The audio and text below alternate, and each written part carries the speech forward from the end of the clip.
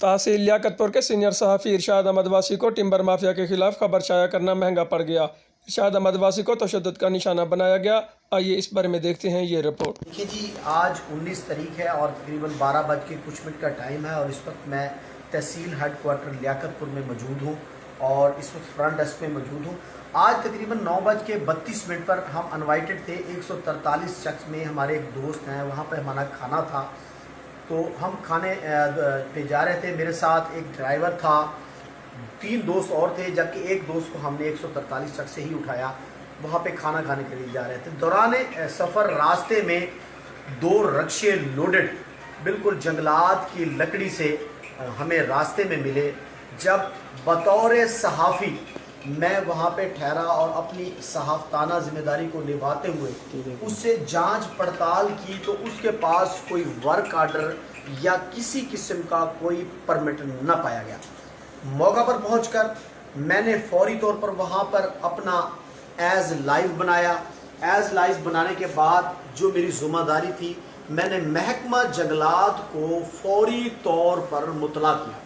मेरी बात महकमा जंगलात के इरफान गार्ड से हुई 9 बज के 32 मिनट पर, जिन्होंने मुझे बताया कि मैं इस वक्त कासिम वाला बंगला हूँ, आप इसी जगह पे ठहरे रहें, रक्षों को रोके रखें, मैं आपके पास 15 से 20 मिनट में पहुँच जाता हूँ।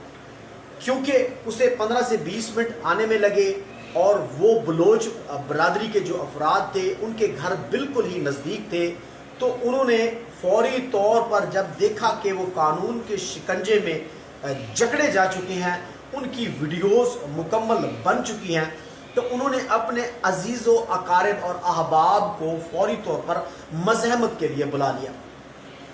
जैसे ही वो लोग बाइक पर पहुंचे, उन्होंने ना आओ देखा ना ताओ देखा। तादाद तकरीबन 17 से भी ज़्यादा थी। कुछ लोग बाइक्स पर सवार थे, कुछ लोग अपना पैदल भाग कर आए, डंडा बरदार भी उसमें मौजूद थे और कुछ ने हाथों में रोड़े उठा रखे थे। उन्होंने ऐसे आते ही आओ देखा ना ताओ देखा और हमारे साथ उलझ पड़े। इस उलझन में हमारे पास जो कैमरा मौजूद था वो हमसे कैमरा छीन लिया गया और जिस मोबाइल से अभी मैं रिकॉर्डिंग कर रहा हूँ, इसमें रिकॉर्डिंग मौजूद थी। जैसे ही मज़ाहमत जारी हुई, मैंने ये वीडियोस जो है फौरी तौर पर अपने एक दोस्त के नंबर पर व्हाट्सएप कर दी। इसी दौरान अल्हम्दुलिल्लाह सच का अल्लाह ताला ने कुछ भरम रखना था, ये वीडियोस बाआसानी से मेरे दोस्त के पास व्हाट्सएप के ज़रिए पहुंच गई। लेकिन ताहम फिर भी उन्होंने मेरा ये मोबाइल जिसमें वीडियोस मौजूद थी वो भी छीन लिया। मेरे दोस्तों के पास एक इमरान भाई थे मेरे साथ, मोहम्मद इमरान साहब, उनके पास 2 मोबाइल थे, एक टच था, एक सादा कीपैड था, वो भी छीन लिया। हमारा जो ड्राइवर था उसके पास से उसका मोबाइल छीना गया। मज़ाहमत के दौरान मोबाइल गिरा और उस मोबाइल की स्क्रीन भी टूट गई। दूसरा, उन्होंने मेरा मोबाइल छीना। मेरे साथ नवीद बलोच साहब थे, उनके पर्स से पैसे निकाल लिए उन्होंने, यानी कि बटवा था, बटवा निकाल लिया और उसमें ATM कार्ड भी मौजूद था, वो भी निकाल लिया। उनके पास एक टच मोबाइल था, वो भी निकाल दिया। ये मुज़ाहमत की सूरत हाल मैं आपको वाज़ेह दिखाता चलूँ कि ये मेरे दामन पे अभी भी खून के छींटे मौजूद हैं। ये मेरे दामन पे अभी भी आप वाज़ेह तौर पर देख रहे हैं कि खून के छींटे मौजूद हैं। और इस मामलात में क्योंकि मैं अचानक उठा था, मेरी मोबाइल शॉप है, तो मेरे पास कुछ रकम भी मौजूद थी, वो भी मुझसे जाती रही, जबकि मेरी साइड वाली जेबों में मेरे पास चाबियां थी, वो मेरे पास महफूज रहीं। इसके बाद उन्होंने हमें यरगमाल बनाया। हमारी गाड़ी, जिस गाड़ी पे हम गए हुए थे, उस ड्राइवर को यरगमाल बनाया। उन्होंने वो गाड़ी खुद ड्राइव की और ड्राइव करने के बाद हमारे मोबाइल, कैमरे, जेबों में से तमाम सामान संभालने के बाद वो ज़ख़ीरा क्रास करके वो बलोच बरादरी के नामवर गुंडे जो सरेआम दिन दिहाड़े कौमी ख़जाने को टीका लगा रहे हैं जंगलात की लकड़ी चुरा के, वो हमें उठा के अपने दफ्तर पे ले गए, अपने डेरे पे ले गए और वहाँ पे उन्होंने हमें कैद कर लिया। अब ज़बरदस्ती थी, हमें मजबूरन वहाँ पे बैठाया یہ میرا دوست کا وہ موبائل ہے، آپ واضح طور پر دیکھ رہے ہوں گے کہ یہ ایک موبائل بھی ہمارا اس وقت اس مزاحمت میں ٹوٹ چکا ہے۔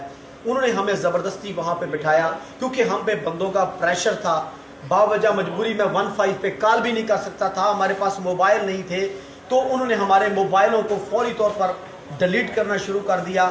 لیکن انفارچونیٹلی جو ویڈیو میں نے دوست کے نمبر پر واٹس ایپ کی تھی وہ واٹس ایپ محفوظ رہی، ابھی وہ فوٹیج بھی ہمارے پاس موجود ہے۔ تو میں اس وقت پہنچ چکا ہوں فرنٹ ڈیسک پہ۔ اس کے بعد ہم نے جو قانونی کارروائی کرنی تھی، کیونکہ ہمیں وہاں پر ہماری جان کا خطرہ لاحق تھا، ہم محفوظ نہیں تھے، ہمارے دوستوں اور ہم نے مناسب یہی سمجھا کہ آپ فی الحال اس جگہ سے، مزاحمت والی جگہ سے نکلیں، اور وقتی طور پر آپ دیکھ رہے ہیں یہ جگہ بھی زخمی ہو چکی ہے، جبکہ اس سائیڈ پر بھی آپ کو کوئی نشانات نظر آ رہے ہوں گے، اسی طرح میرے سر میں بھی چوٹوں کے نشانات موجود ہیں۔ تو بطور صحافی مجاہد بھائی کی منت سماجت ہمارے دو ساتھ جو مہمان تھے مجاہد بھائی، انہوں نے ان کی منت سماجت کی کہ یار ان کو جانے دو تو مہربانی کریں۔ انہوں نے میرا موبائل مجھے واپس لے دیا، نوید بلوچ کا ایک موبائل تھا ان کو بھی موبائل دے دیا، جبکہ ایک موبائل ڈرائیور کا تھا ان کو بھی دے دیا۔ میاں صاحب کے موبائل پر پاسورڈ لگا ہوا تھا، تو اس پاسورڈ میں شاید کوئی ویڈیوز ہوگی، تو انہوں نے اس ڈر سے ان کا موبائل بھی چھپا لیا۔ ہمارے پاس HD2 برانڈ نیو کیمرہ موجود تھا، وہ کیمرہ بھی ہم سے چھین لیا گیا، ہمارے لوگو اور مائک وہ بھی ہم سے چھین لیے گئے، اور ابھی تک ہمارے پاس جو ہمارا پرس تھا وہ موجود نہیں ہے، وہ بھی ہمارا پرس چھین لیا گیا۔ ہم اس وقت فرنٹ ڈیسک پہ پہنچ چکے ہیں، 15 پہ کال کر دی گئی ہے، متعلقہ جو تھانہ ہے اس کو بھی مطلع کر دیا جائے گا۔ بطور صحافی جو میری ذمہ داری تھی، میں نے اپنی ذمہ داری بخوبی نبھائی، اداروں کو مطلع کیا۔